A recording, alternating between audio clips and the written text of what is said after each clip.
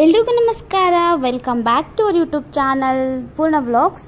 ಇವತ್ತಿನ ಸೆಲೆಬ್ರೇಷನ್ ಏನು ಅಂತ ಅಂದರೆ, ನಮಗೆ ಯೂಟ್ಯೂಬ್ ಚಾನಲಲ್ಲಿ 1,000 ಯೂಟ್ಯೂಬ್ ಅಂದರೆ ಫಾಲೋವರ್ಸ್ ಏನಿದ್ದಾರೆ, ಸಬ್ಸ್ಕ್ರೈಬರ್ಸ್ ನಮ್ಮಮ್ಮನಿಂದಲೇ ನನಗೆ 1,000 ಜನ ಸಬ್ಸ್ಕ್ರೈಬರ್ ಇವತ್ತು ಯೂಟ್ಯೂಬ್ ಫ್ಯಾಮಿಲಿಯಿಂದ ಆಗಿರೋದು. ಹಾಗಾಗಿ ಒಂದು ಚಿಕ್ಕ ಸೆಲೆಬ್ರೇಷನ್ನ ಮಾಡ್ಕೊಳ್ಳೋಣ ಅಂತ ಹೇಳಿಬಿಟ್ಟು ಫ್ಯಾಮಿಲಿಯಲ್ಲಿ ಎಲ್ಲ ಮೆಂಬರ್ಸ್ ಇದ್ವಿ. ಹಾಗಾಗಿ ಒಂದು ಸ್ಮಾಲ್ ಕೇಕ್ ಕಟ್ ಸೆಲೆಬ್ರೇಷನ್ ಮಾಡ್ತಾ ಇದ್ದೀವಿ. ಅಮ್ಮ, ಕೇಕ್ ತಿಂದಿಲ್ಲ, ಹೆಂಗಿತ್ತು ಕೇಕ್? ಕೇಕ್ ಕೇಕ್ ಕಟ್ ಮಾಡಿದೆಲ್ಲ ಹೆಂಗ ಅನ್ನಿಸ್ತು? ಕೇಕ್ ಕೇಕ್ ನನ್ನ ಮಾತ್ರ ಮಾಡೋಳಕ್ಕೀಗ ಮಾತ್ರ ಖುಷಿ ಆತ? ಖುಷಿ ಆತನ್ ಬೇ? ಇಟ್ಟಾಗ ಮಾಡಿ ಖುಷಿ ಖುಷಿ ಆತ?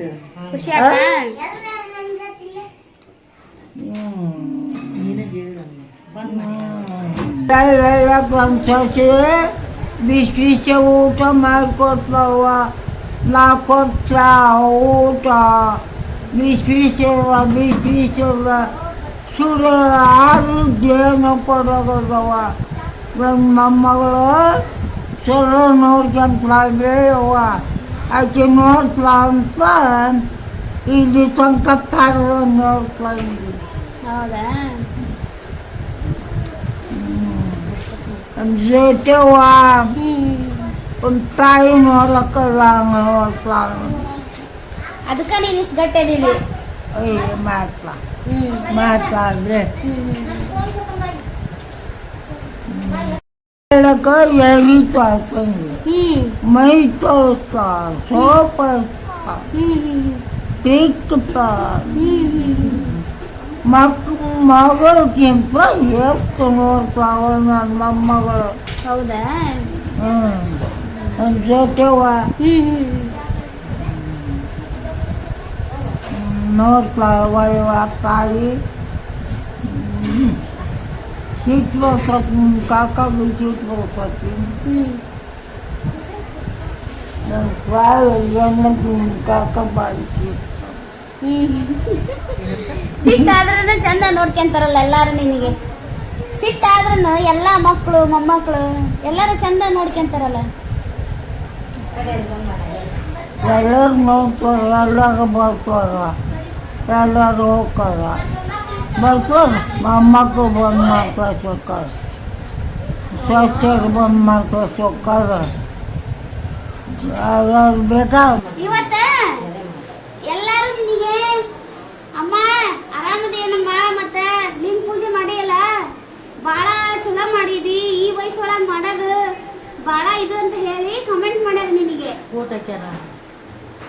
ನೀವು ಮಾಡಿದ್ದ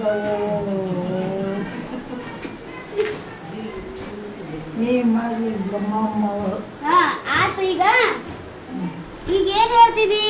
ಶಿವಪ್ಪ ನಿನ್ ಪೂಜೆ ಮಾಡಿದೆಲ್ಲ ಯಾಕೆ ಮಾಡ್ದಿ?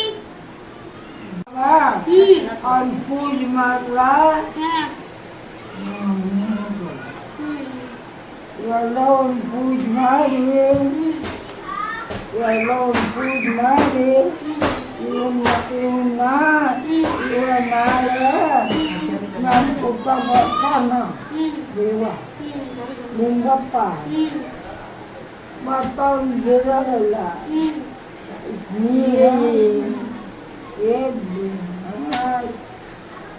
ಕುಡಿದ ಇದೇ ಕೇಳ್ತೀನಿ. ನಾವು ಮಾಡ್ಬೇಕಾ? ಮಾಡಿ ಯಾಕೆ ಮಾಡ್ಬೇಕು? ಅಣ್ಣನು ಕೂತಿದ್ದ ಅಲ್ವೇ ಮಾಡಿದ್ರೆ ಏನ್ ಕತಿ? ಚಲೋ ಚಲೋ ಅದ. ಅಂದ್ರ ಇವನ್ ನಮ್ಮ ಮಂದಿ ಅದಲ್ಲ, ಇವನ್ ನಾಳೆ ನಾವು ತೀರ್ಕೊಂತೇವಲ್ಲ, ಇವನ್ನ ನಮ್ಮ ಪುಟ್ಟಗ ಮರಿ ಹೋಗ್ತದಾಗಿ ನಮ್ಮ ಪುಟ್ಟಗ ರೊಟ್ಟಿ ಕೊಡ್ತಾರೆ. ಇವನ್ ನಮ್ಮ ಪುಟ್ಟಗ ಕೊಡ್ತಾರ. ಅದಕ್ಕೆ ಅವ್ನು ಬಿಡ. ಎಂತ ಇದ್ರು ತೆರಿಗೆ ನೀರು ಹಾಕಂತ ಮತ್ತು ನಾಳೆ ಬರೋಣ ನಮ್ಮ ಕೊಟ್ಟಾಗ ನಮ್ಮ ಕೊಟ್ಟಾಗ ಇಲ್ಲಿ ಬಿದ್ದಿದ್ದಾರೆ ಅಷ್ಟೇ ಯಮ್ಮ ನಿಂಗೆ ಎಷ್ಟು ವರ್ಷ ಬೇಗ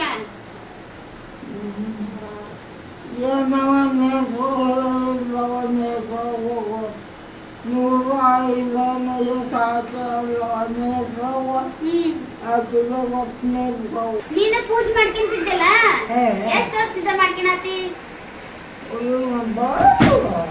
ಮದುವೆ ಯಾವಾಗ ಆಗಬೇಕು ಅವಾಗ ಹೌದಾ ಅವನು ಬಿಡೋದಿಲ್ಲ ಅವನು ಒಬ್ಬೊಬ್ಬರು ಜಗಲಿ ನಡೆಸೋಣ ದೇವ್ರ ಮನ್ಯಾಗ ನನ್ನ ಒಬ್ಬರು ಜಗಲಿ ಮಾಡಿದ್ರು ಬೋದು ನಿಂದ ಅವನ್ನ ಯಾಕಿರ್ಬೇಕು ನಮ್ಮ ನಾ ಬರೋಣ ಇವ ನಮ್ಮ ಕೊಟ್ಟಾಗ ನಿನಗೀಗ ಬಾಳ ಜನ ಇದು ಮಾಡತ್ತಾರ ನಿನ್ನ ಹತ್ರ ಬಂದು ನಿನ್ನ ಆಶೀರ್ವಾದ ತಗೋಬೇಕಮ್ಮ ಅನ್ನಕತ್ತಾರ ಪಾಪ ತಂಗಿ ನಾನು ದೇವ್ರ ಮನುಷ್ಯ ದೇವರಂತೆ ಮಾಡ್ತಾರ ಅವ್ರು ನಿನಗೀಗ ಸಾವಿರಾರು ಜನ ಮನುಷ್ಯ ನಾನು ಸಾವಿರಾರು ಜನ ನಿನ್ ಪೂಜೆ ಮಾಡಿದ್ದು ಇಷ್ಟಪಟ್ಟಾರ ಲಕ್ಷಾಂತರ ಜನ ನೋಡ್ಯಾರ ವಿಡಿಯೋನ ನೀ ಪೂಜೆ ಮಾಡಿರೋದನ್ನ ಸಾವಿರಾರು ಜನ ಇಷ್ಟಪಟ್ಟಾರ ಲಕ್ಷಾಂತರ ಜನ ನೋಡ್ಯಾರ ಟೋಟಲ್ ಆಗಿ ಹೇಳ್ಬೇಕಂದ್ರೆ ಎಲ್ಲರ ಮನೇಲೂ ಅಜ್ಜಿ ಇರಲೇಬೇಕು, ಇಲ್ಲ ಅಂದರೆ ಅಜ್ಜಿ ಇಲ್ಲದ ಮನೆ ಮಜ್ಜಿಗೆ ಇಲ್ಲದ ಊಟದಂತೆ ಅಂತ ಹೇಳಿಬಿಟ್ಟು ಗಾದೆನೇ ಇದೆ. ಹಾಗಾಗಿ ತುಂಬ ವಿಷಯಗಳನ್ನ ತಿಳ್ಕೊಬಹುದು, ವಿಚಾರಗಳನ್ನು ಹಂಚ್ಕೊಳ್ತಾರೆ, ನಮಗೂ ಮುಂದಿನ ಪೀಳಿಗೆಗೆ ತಗೊಂಡು ಹೋಗೋಕ್ಕೂ ಹೆಲ್ಪ್ ಆಗುತ್ತೆ, ಹಾಗೆ ತಿಳ್ಕೊಳ್ತೀವಿ. ಹಾಗಾಗಿ ಎಲ್ಲರ ಮನೆಯಲ್ಲೂ ಅಜ್ಜಿ ಇರಲೇಬೇಕು ಅಂತ ನನ್ನ ಅಭಿಪ್ರಾಯ. ಜಳಕ ಮಾಡಿದ ಮೇಲೆ ಪೂಜೆ ಮಾಡಿದಂಗೆ ಏನು ತಿನ್ನಲ್ಲ.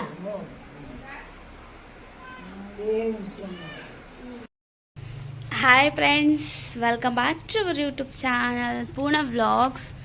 ನಾನಿವತ್ತು ಸಂಜೆಯಿಂದ ವ್ಲಾಗ್ನ ಸ್ಟಾರ್ಟ್ ಮಾಡ್ತಾ ಇದ್ದೀನಿ. ಇವತ್ತು ಕಾಲೇಜ್ ರಜೆ ಇತ್ತು ಅಂತ ಹೇಳಿ ಮಧ್ಯಾಹ್ನ ಮಲಗಿಬಿಟ್ಟಿದ್ವಿ. ಮಧ್ಯಾಹ್ನ ಮಲಗಿದವರು ಇವಾಗೇ ಎದ್ದಿದ್ದು. ಸೊ ಸಂಜೆಯಿಂದ ವ್ಲಾಗ್ನ ಸ್ಟಾರ್ಟ್ ಮಾಡ್ತಾ ಇದ್ದೀನಿ. ಬನ್ನಿ ವಿಡಿಯೋನ ಕಂಟಿನ್ಯೂ ಮಾಡೋಣ. ಸಾಯಂಕಾಲ ಎದ್ಬಿಟ್ಟು ಇವಾಗ ನೋಡ್ತಾ ಇದ್ದೀರಲ್ಲ ಮಲ್ಲಿಗೆ ಹೂವು ಎಷ್ಟು ಚೆನ್ನಾಗಿ ಅರಳಿದಾವೆ ಅಂತ ಹೇಳಿಬಿಟ್ಟು ಸಿಕ್ಕಾಪಟ್ಟೆ ಸ್ಮೆಲ್ ಇದೆ, ತುಂಬ ಚೆನ್ನಾಗಿ ಅನಿಸುತ್ತೆ. ಮನೆ ಮುಂದೆ ಈ ಥರ ಹೂ ಬಿಡೋದಾಗಲಿ ಹಸಿರಾಗಿರ್ತಕ್ಕಂಥ ಗಿಡಗಳನ್ನು ನೋಡಿದರೆ ತುಂಬ ಚೆಂದ. ಹಾಗೆ ಇಲ್ಲಿ ನೋಡ್ತಾ ಇದ್ದೀರಲ್ಲ ದಾಸವಾಳ ಹೂವು ಕೂಡ ಸಣ್ಣ ಮೊಗ್ಗಿತ್ತು ತಂದಾಗ, ಇವಾಗ ನೋಡ್ತಾ ಇದ್ದೀರಲ್ಲ ದೊಡ್ಡದಾಗಿದೆ. ಹಾಗೆ ಮನೆಗಳಲ್ಲಿ ಪಾಟ್ಗಳಲ್ಲಿ ಹಾಕಿರ್ತಕ್ಕಂಥ ಇದು ಗುಲಾಬಿ ಹೂವು ಅಂತ ಹೇಳ್ತಾರೆ, ನೀರು ಗುಲಾಬಿ ಅಂತ ಹೇಳಿ. ಸೊ ಅವು ಹೂಗಳು ತುಂಬ ಚೆನ್ನಾಗಿ ಬಿಟ್ಟಿತ್ತು. ಅದೆಲ್ಲ ಆದ ನಂತರ ಇವಾಗ ಸಾಯಂಕಾಲ ಆದ್ದರಿಂದ ಸ್ನ್ಯಾಕ್ಸಿಗೆ ಅಂತ ಹೇಳಿಬಿಟ್ಟು ಸಾಬುದಾನ ಇರುತ್ತಲ್ಲ ಅದನ್ನು ನೆನೆಸಿ ಅದಕ್ಕೆ ಸ್ವಲ್ಪ ಕಡಲೆ ಬೀಜ ಅಂದರೆ ಶೇಂಗಾ ಅಂತೀವಿ ನಮ್ಮ ಕಡೆ, ಶೇಂಗಾನ ಸ್ವಲ್ಪ ತರಿಯಾಗಿ ರುಬ್ಕೊಳ್ಳೋದು. ಅದಕ್ಕೆ ಸ್ವಲ್ಪ ಆಲೂಗಡ್ಡೆನ ಕ್ಲೀನಾಗಿ ಸಣ್ಣದಾಗಿ ಹೆಚ್ಕೊಳ್ಬೋದು, ಇಲ್ಲ ತುರ್ಕೋಬಹುದು. ಅದಕ್ಕೆ ಒಂದು ಸ್ವಲ್ಪ ಹಸಿ ಶುಂಠಿ, ಹಾಗೆ ಕೊತ್ತಂಬರಿ ಸೊಪ್ಪು, ಉಪ್ಪು, ಒಂದು ಸ್ವಲ್ಪ ಮೆಣಸಿನ್ಕಾಯಿ ಅಥವಾ ಮೆಣಸಿನ್ಕಾಳು ಯಾವುದಾದ್ರೂ ಹಾಕೋಬೋದು. ಇಷ್ಟನ್ನು ಹಾಕಿಬಿಟ್ಟು ಎಣ್ಣೆಲಿ ಕರೆದ್ರೆ ತುಂಬ ರುಚಿಯಾಗಿರ್ತಕ್ಕಂಥ ಕ್ರಿಸ್ಪಿಯಾಗಿರ್ತಕ್ಕಂಥ ಸಾಬುದಾನ ವಡೆ ರೆಡಿಯಾಗುತ್ತೆ ಅಂತ ಹೇಳ್ಬೋದು. ಹಾಗೆ ಇವತ್ತು ನಮ್ಮ ಅಜ್ಜಿ ಹೇಳಿದ್ರಲ್ಲ ಯಾವ ರೀತಿ ನೋಡ್ಕೊಳ್ತಾರೆ ಅವ್ರ ಮನೆಯಲ್ಲಿ, ಅವರು 106 ವರ್ಷ ಬದುಕೋದಕ್ಕೆ ಹೇಗೆ ಕಾರಣ. ಮನೆಯಲ್ಲಿ ತುಂಬ ಚೆನ್ನಾಗಿ ನಾವು ಏನು ಹಿರಿಯರು ಇರ್ತಾರಲ್ಲ ಅವರಿಗೆ ಒಂದು ಸ್ವಲ್ಪ ನೆಗ್ಲೆಕ್ಟ್ ಮಾಡದೆ ಏನು ಇದು ಮಾಡದೆ ಅವ್ರು ಏನು ಹೇಳ್ತಾರೆ ಅಂದ ತಕ್ಷಣಕ್ಕೇ ಅಂದರೆ ಹುಷಾರಿಲ್ಲ ಅಂದಾಗ ಅಥವಾ ಅವ್ರಿಗೇನಾದರೂ ಸಮಸ್ಯೆ ಇದೆ ಅಂತ ಅವ್ರು ನಮ್ಮ ಹತ್ರ ಹೇಳ್ಕೊಂಡಾಗ ಅದನ್ನ ಯಾವುದನ್ನು ನೆಗ್ಲೆಕ್ಟ್ ಮಾಡ್ದೇ ಅವ್ರಿಗೆ ಬೇಕಾಗಿರ್ತಕ್ಕಂಥದ್ದನ್ನೆಲ್ಲ ಕೊಟ್ಟು ಚೆನ್ನಾಗಿ ನೋಡಿಕೊಂಡ್ರೆ ತುಂಬ ವರ್ಷ ಬದುಕ್ತಾರೆ. ಹಾಗೆ ಅವ್ರಿಗೆ ಬೇಕಾಗಿರೋದು ಈ ವಯಸ್ಸಲ್ಲಿ ಪ್ರೀತಿ ಮಮಕಾರ ಅಂತಲೇ ಹೇಳ್ಬೋದು. ಅದನ್ನು ಅವ್ರ ಮಗ ಮತ್ತು ಸೊಸೆ ಹಾಗೆ ಮೊಮ್ಮಕ್ಕಳು ತುಂಬ ಚೆನ್ನಾಗಿ ನೋಡ್ಕೊಳ್ತಾರೆ. ನಾವು ಇವಾಗ ಒಂದೆರಡು ದಿನ ನೋಡಿಕೊಂಡೆ ಅನ್ನೋದು ಬೇರೆ. ಅವ್ರ ಮೊಮ್ಮಗಳು ಅಂದಿದ್ದು ಅವರ ಮಗನ ಮಗಳು, ಅಂದರೆ ಏನು ಅವ್ರ ಮಗ ಹೇಳಿದ್ರಲ್ಲ ಸೊಸೆ ಮಗ ತುಂಬ ಚೆನ್ನಾಗಿ ನೋಡ್ಕೊಳ್ತಾರೆ ಅಂತ ಹೇಳಿ, ಅದನ್ನು ನಾವು ಯಾರೋ ಹೇಳಿಸಿದ್ದಲ್ಲ, ಅವರೇ ತಂದಂತ ತಾನೇ ಹೇಳ್ಕೊಂಡಿದ್ದು. ಆವಾಗಿನ ಕಾಲದ ಮಂದಿಗೆ ನಾವೇನು ಹೇಳ್ಕೊಡೋಂಗಿಲ್ಲ, ಏನಾದರೂ ಹೇಳ್ಕೊಟ್ರೆ ನಾನೇ ಕೇಳಬೇಕು ಅಂತ ರಿಟರ್ನ್ ಹೇಳೋರು. ಅಂಥವ್ರವ್ರು ಅವ್ರಿಗೇನು ಹೇಳಿಕೊಟ್ಟು ಮಾತಾಡಿಸೋ ಅವಶ್ಯಕತೆ ಇಲ್ಲ. ಅವ್ರ ಮನಸ್ಸಲ್ಲಿ ಏನಿರುತ್ತೋ ಅದೇ ಬಾಯಲ್ಲಿ ಬರೋದು ಅಂತ ಹೇಳ್ತಾರೆ.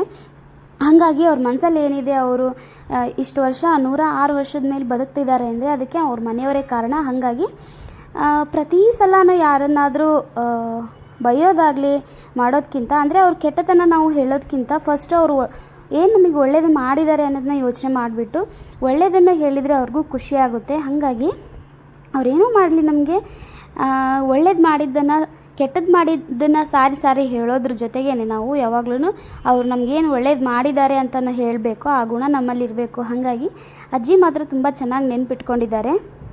ಹಾಗೆ ಈ ವಿಡಿಯೋ ಇಷ್ಟ ಆದರೆ ಪ್ಲೀಸ್ ಒಂದು ಲೈಕ್ ಕೊಡಿ, ನಿಮ್ಮ ಫ್ಯಾಮಿಲಿ ಫ್ರೆಂಡ್ಸಿಗೆ ಶೇರ್ ಮಾಡಿ ಅಂತ ಹೇಳ್ತಾ ಮತ್ತೆ ಮುಂದಿನ ವ್ಲಾಗಲ್ಲಿ ಸಿಗ್ತೀನಿ. ಅಲ್ಲಿವರೆಗೂ ನಮಸ್ಕಾರ.